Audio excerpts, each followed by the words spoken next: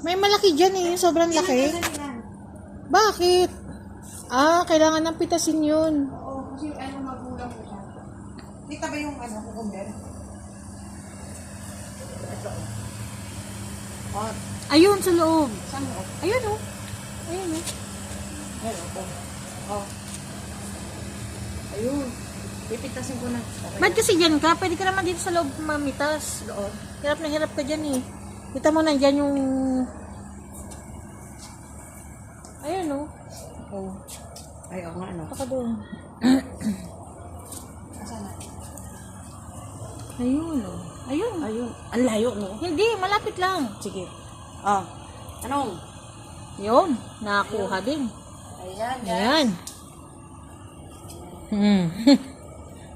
Ang pipino. Bow. Wow. Ayan, ganito kalaki po yung pipino. Nagtampo kasi hindi siya naaalagaan.